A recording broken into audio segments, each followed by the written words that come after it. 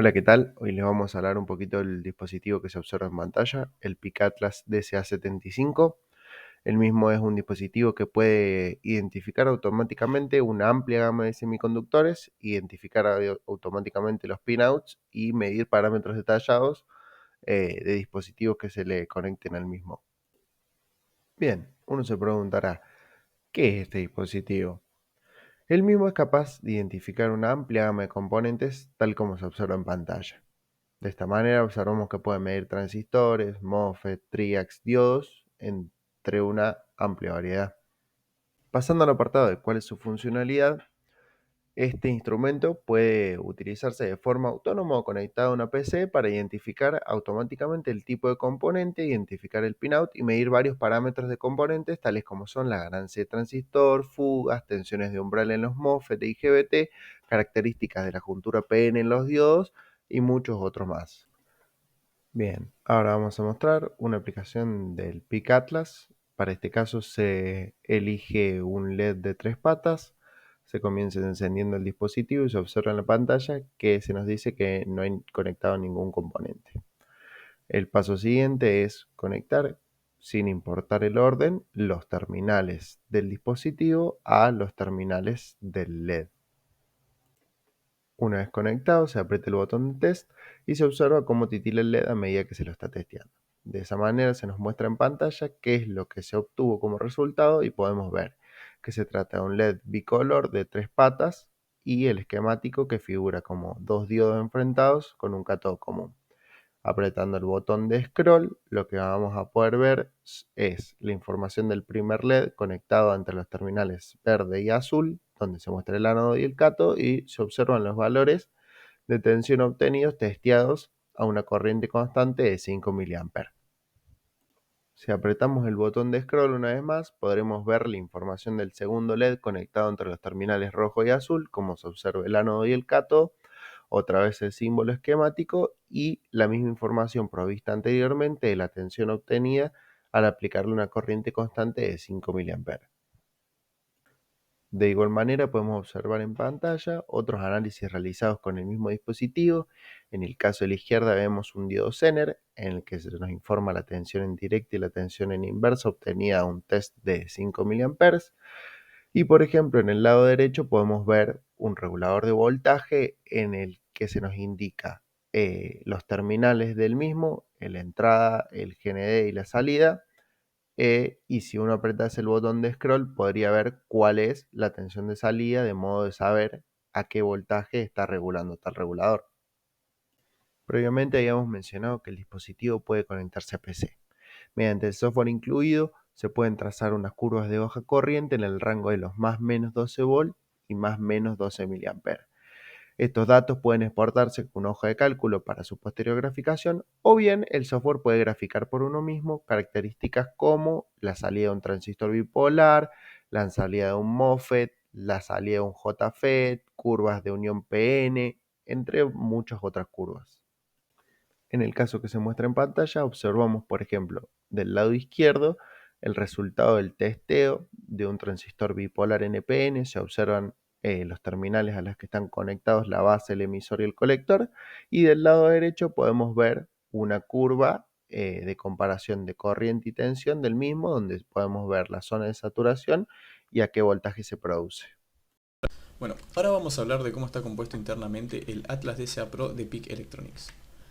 Quitando la carcasa se puede apreciar que el circuito es alimentado por una batería AAA de 1,5 volts que se utiliza cuando el dispositivo no está conectado a una PC. Posee también un display retroiluminado y dos pulsadores que funcionan como el control de la información en pantalla.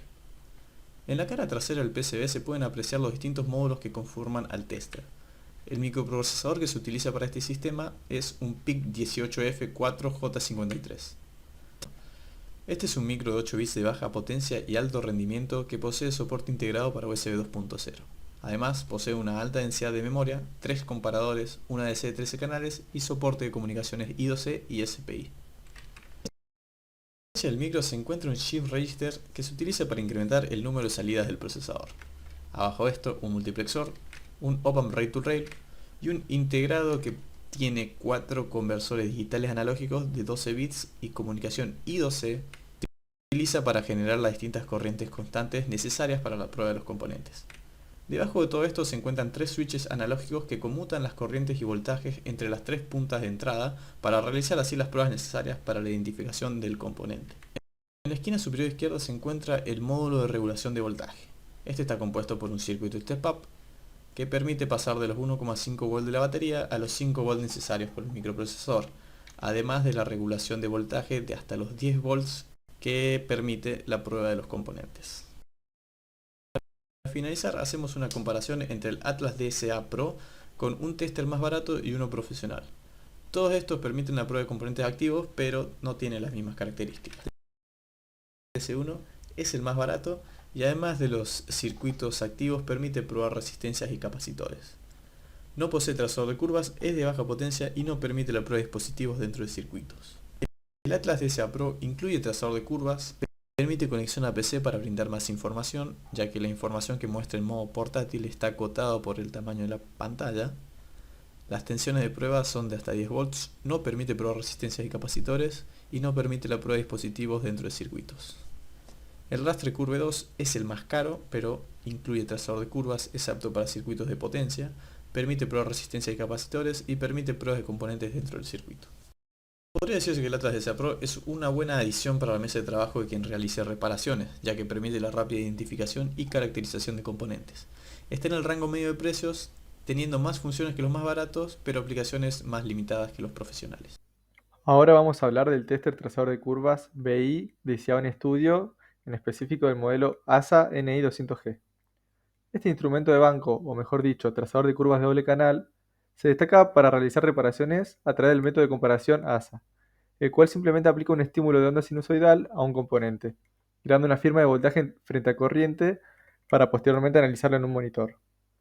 Lo bueno del mismo es que no involucra principios de circuito y no requiere que el circuito esté en estado de funcionamiento, por lo que se puede utilizar para la detección de fallas de placa de circuito, que están separadas del equipo. Cabe aclarar que a la hora de medir, por ejemplo, un capacitor, tenemos que estar seguros de que el mismo esté descargado. El propio tester trae dos cables BNC, un par de puntas de tipo multímetro y un adaptador de corriente. La gracia de este equipo es que trae dos canales, entonces uno puede ver a las vez dos trazas, una correspondiente a un componente o a un punto de prueba de una placa en buen estado y poner la otra punta en el mismo punto pero en una placa que sospechamos que esté mala. Y podemos comparar la traza que se genera en ese punto mediante la aplicación de un voltaje controlado. Podemos ver las dos trazas porque se realiza un switcheo de canales, porque se ven de manera simultánea en el osciloscopio. Ahora podemos apreciar los botones, donde en rojo podemos ver que tiene 4 niveles de voltaje, en 0,6, 4, 8 y 16 voltios. En la fila de abajo tenemos en verde las frecuencias, las cuales corresponden a 60 Hz, 400 y 2 kHz. Y a su derecha tiene un modo scan, que después lo detallamos. En la siguiente fila podemos ver en azul que tiene los canales. Entre ellos están el A más B y un oscilador de 10 voltios con pulso a intervalos de un segundo. Y de esa manera podemos ver si hay cambios. Y por último cuenta con un potenciómetro para separar las trazas de la pantalla y así facilitar cierta visión de las curvas. En la parte de arriba tenemos los dos canales, es decir, la salida X e Y para conectar al osciloscopio, más el conector DC. Ahora, si queremos alimentar el equipo, lo conectamos en su jack de 12 voltios. Al energizarlo, automáticamente se selecciona la escala de 4 voltios con 400 Hz y solo el canal A, con el pulso activo. Como aclaración, tenemos que el canal A y el canal B son dos puntos comunes. Todo el sistema tiene tierra común. Y con respecto al botón Scan, el que se puede ver en rojo acá a la derecha, si lo presionamos, el equipo va a ir automáticamente cambiando entre 1 y los siguientes voltajes, lo cual puede ser bastante interesante cuando uno está comparando las tarjetas o el componente y vas comprobando cómo se va comportando a distintos niveles de voltaje. Si presionamos Scan nuevamente, este se detiene. Y además de esa función, nos mostraría en los LED de cada botón en qué voltaje está yendo. Bueno, a continuación vamos a ver las configuraciones y conexiones. Cabe aclarar que sí o sí para utilizar este dispositivo vamos a necesitar de un osciloscopio. Esto debido a que las puntas BNC de esta salida van a ir conectadas directamente a la entrada del osciloscopio. ¿Por qué necesitamos dos de estas puntas? Porque una va a ir al canal X y otra al canal Y. Es así, vamos a tener que usar la configuración X y del osciloscopio. Esa configuración ya la habíamos usado antes en medidas 1 para ver la figura de Lisa House. Bueno, acá la utilizaremos porque en el canal de las X va a estar representada la tensión, mientras que en el canal de las Y la corriente. Por otra parte, colocamos estos valores en escala de volt-div y de segundos por división, debido a que son los más adecuados que recomienda el propio fabricante. Se recomienda 5 milisegundos por división porque, como el canal A más B realmente es una multiplexación de la señal y no está mostrando las dos señales al mismo tiempo, si nosotros ponemos un milisegundo, un tiempo diferente, lo que vamos a poder ver es cómo se intercalan las señales, y realmente así no va a ser la manera efectiva de trabajar con esto. Lo que queremos lograr es que se engañen nuestros ojos y poder ver ambas señales a la vez. Bueno, esto es una aclaración totalmente válida, que es que a medida que se cambia el voltaje de prueba, también puede cambiar la salida o realmente lo que se ve en el osciloscopio. Para las tensiones de 0,6 voltios y 1 voltio esto no cambia. Quiere decir que si nosotros tenemos una configuración de un volt div, realmente vamos a tener ese volt div observándose en el osciloscopio. Pero si nosotros ponemos 8 volts por división, realmente lo que vamos a ver en el osciloscopio, por más que diga un volt div, van a ser 2 volt div. Lo mismo va a pasar que si ponemos 16 voltios, vamos a tener 5 volts por división. Y eso puede hacer que nuestras mediciones sean erróneas si no lo tenemos en cuenta. Acá podemos observar las imágenes de cortocircuito y circuito abierto. Por este lado tenemos el circuito abierto y por este lado el cortocircuito. Tal como vimos en teoría 1, el cortocircuito es representado por el pasaje de corriente sin nada de tensión y el circuito abierto por tensión sin nada de corriente. Por otro lado tenemos la resistencia, que tiene una pendiente invertida debido a que en el eje de las X tenemos la tensión y en el eje de las Y la corriente. Acá tenemos el capacitor, el cual nos está mostrando su circunferencia característica. Esta puede cambiar, puede ser circunferencia, un círculo o óvalo, dependiendo tanto de la tensión como la frecuencia a la que se encuentra. El fabricante pide descargar los capacitores antes de realizar la medición, debido a que podemos dañar el dispositivo si no hacemos esto. Acá tenemos la curva característica del diodo, donde podemos ver la tensión Zener, porque justamente en este caso es un diodo Zener, o la tensión directa. Realmente lo más llamativo de este artefacto, de este trazador, es justamente que puede mostrar dos canales a la vez, ya sea o no de manera simultánea. Esto nos permite obtener como patrón un circuito para realizar pruebas sobre otro, facilitándonos mucho el trabajo de las mediciones realmente. Como se puede ver acá, justamente se está midiendo un cortocircuito en uno de los dispositivos y se puede ver reflejado que esto está ocurriendo acá. Entonces, justamente utilizando este método es que, teniendo en cuenta cómo se comporta uno, lo tendremos que ver también en el otro dispositivo. Y si cumplen estas condiciones es que todo se encuentra en orden, por lo menos en ese sector o en ese módulo del dispositivo a analizar. También puede hacer un barrido de tensiones, no de frecuencia, porque únicamente puede trabajar en una misma frecuencia mientras se mide. Lo que sí puede hacer es modificar de 0,6 voltios, 2 voltios, 8 voltios y 16 voltios e ir intercalándolos de manera progresiva.